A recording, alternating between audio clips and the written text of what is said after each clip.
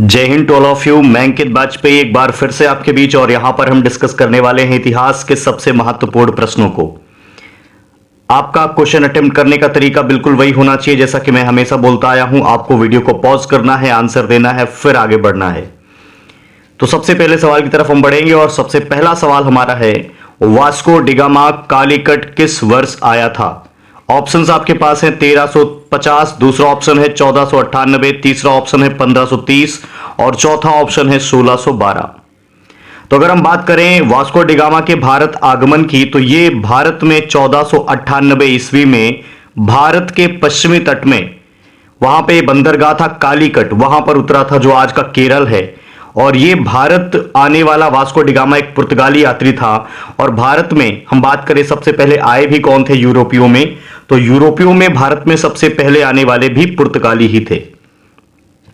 हम बात करें अगर वास्को डिगामा की, तो इसने भारत और यूरोप के बीच में एक नए समुद्री मार्ग की खोज की थी, जिसे हम केप ऑफ गुड होप भी कहते हैं। हिंदी में अगर हम बात करें इसकी, तो केप ऑफ गुड होप को हम कहते हैं उत्तम आशा अंतरीप। इसकी खोज की थी किसने? तो इसकी खोज की थी पुर्तगाली यात्री वास्को डिगामा ने। अगर हम बात करें कि एक सवाल इससे और पूछा जाता है कि वहां पे उस वक्त वास्को डिगामा का स्वागत किसने किया था, तो वास्को डिगामा का स्वागत किया था उस वक्त के वहां के हिंदू शासक, जिसका नाम था जमोरिन। या फिर हम ये कह सकते हैं कि उस वक्त वहां के जो राजा हुआ करते थे, वहां के जो शासक हुआ करते थे, उसको हम जमोरिन ही कहते थे। मुझे वास्को डिगामा से रिलेटेड एक मूवी देखने को मिली थी जिसका नाम था एक योद्धा सूरवीर। आप भी उसको देख सकते हैं, हालांकि फैक्ट तो बहुत नहीं है उसमें, लेकिन मूवी अच्छी लगी मुझे, तो आप भी इसको देख सकते हैं। यूट्यूब में बड़ी आसानी से मिल जाती है।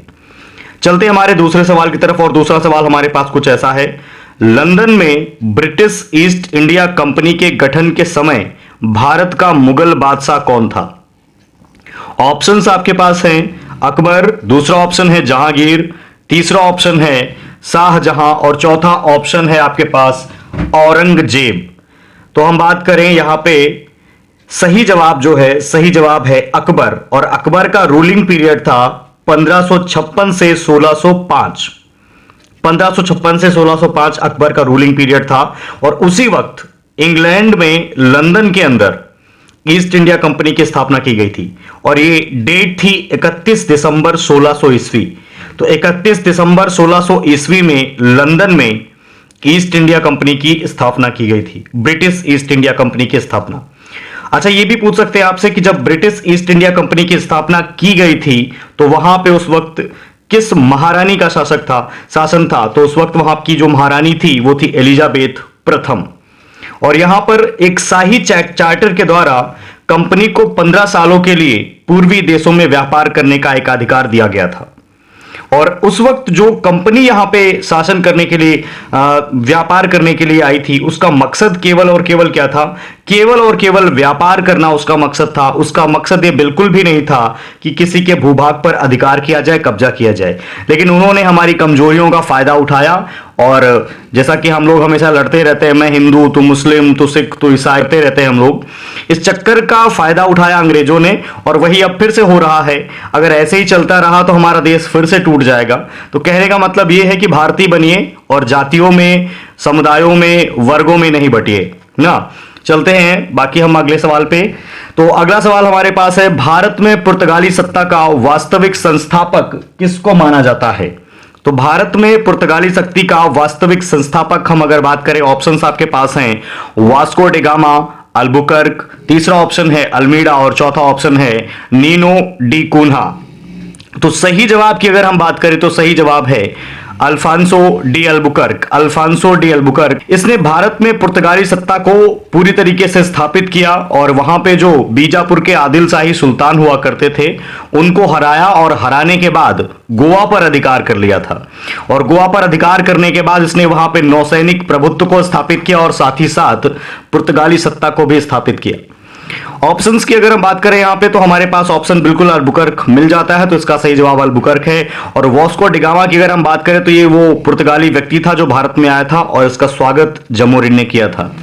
हम बात करें फ्रांसिस्को दी अल्मीडा की, तो ये भारत का पहला पुर्तगाली गवर्नर था।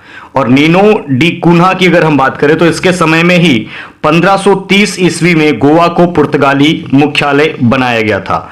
गोवा को पुर्तगाली मुख्यालय किसके रूलिंग पीरियड में बनाया गया था? तो नीनो डी कुन्हा के, और ये सन था 1530। चलते हैं हमारे अगले सवाल की तरफ, और अगला सवाल हमारे पास है, मुगल दरबार में सन 1717 में भेजे गए अंग्रेज दूत मंडल का प्रमुख कौन था जिसने मुगल सम्राट फर्रुखसियार से शाही फरमान प्राप्त किया था? ऑप्शंस आपके पास हैं, थॉमस पिट, दूसरा ऑप्शन है विलियम हैमिल्टन, और तीसरा ऑप्शन है एडवर्ड स्टीफन, और चौथा ऑप्शन है जॉन सरमन। जॉन सरमन। तो हम बात करें अगर इसके सही जवाब की, तो इसका सही जवाब है जॉन सरमन। जॉन सरमन के नेतृत्व में ही 1715 ईस्वी में एक अंग्रेज दूत मंडल भेजा गया था भारत में फर्रुखसियार के दरबार में।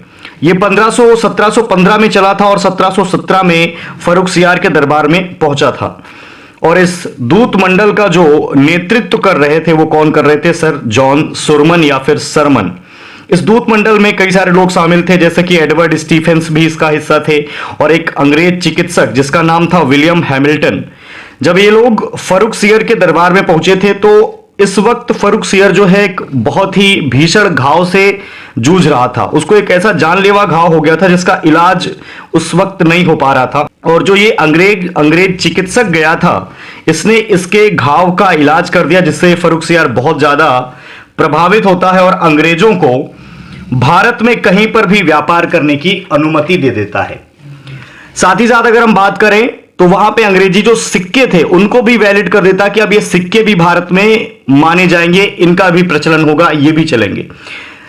फर्रुखसियर ने जो ये फरमान दिया था, इस फरमान को ईस्ट इंडिया कंपनी का मैग्ना कार्टा कहा जाता है। इंपॉर्टेंट है, आपको याद रखना है, फर्रुखसियर ने जो अंग्रेजों को फरमान दिया था व्यापार करने का, इसको कहते हैं ईस्ट इंडिया कंपनी का मैग्ना कार्टा। एक सवाल आपसे पूछा जाता है फर्रुखसियर से कि इसको हम किस उपाधि के नाम से जानते हैं? तो इसको घृणित कायर सम्राट की उपाधि से भी जाना जाता है, इस नाम से भी इसको जाना जाता है। घृणित कायर किसको कहा जाता है? तो फर्रुखसियर को कहा जाता है। चलते हैं हमारे आज के आखिरी सवाल की तरफ, और यह है कुछ इस प्रकार से, ईस्ट इंडिया कंपनी का आरंभिक नारा क्या था? केवल भूभाग, ऑप्शन नंबर बी है व्यापार और भूभाग, ऑप्शन नंबर सी है भूभाग नहीं व्यापार, और ऑप्शन नंबर डी है इसमें से कोई नहीं। तो हम बात करें अगर ईस्ट इंडिया कंपनी जो भारत में आई थी केवल और केवल व्यापार के इरादे से आई थी, भूभाग पर कब्जा करना इसका बिल्कुल भी स्लोगन नहीं था, इसका बिल्कुल भी नारा नहीं था। तो हम बात करें अगर यहां पे, तो ईस्ट इंडिया कंपनी का जो मेन स्लोगन था वो क्या था? भारत में व्यापार करना, ना कि भूभाग पर कब्जा करना। जब ये भारत में आई तो यहां पे इस वक्त इसने सबसे पहला काम क्या किया? व्यापार किया। इसने 1613 ईस्वी में मुगल बादशाह उस वक्त थे जहांगीर, उनसे अनुमति लेके अपना पहला स्थायी कारखाना सूरत में खोला। और अगर हम बात करें ईस्ट इंडिया कंपनी की, तो इसने पूर्वी भारत में अपना पहला कारखाना 1633 में उड़ीसा के बालासर में खोला था, जिसको हम बालेश्वर के नाम से भी जानते हैं, बालासोर भी कहते हैं। तो आपसे सवाल पूछ सकते हैं, पूर्वी भारत में अपना पहला कारखाना कहां पर खोला? तो उड़ीसा के बालासोर में। सन क्या था? तो 1633। और दक्षिण भारत की अगर आपसे पूछी जाए बात, तो दक्षिण भारत में मसूलीपट्टनम में अपना कारखाना खोला था, और यह जो कारखाना था ये एक अस्थायी कारखाना था। तो आज की क्लास में बस इतना ही। That's all. जय हिंद।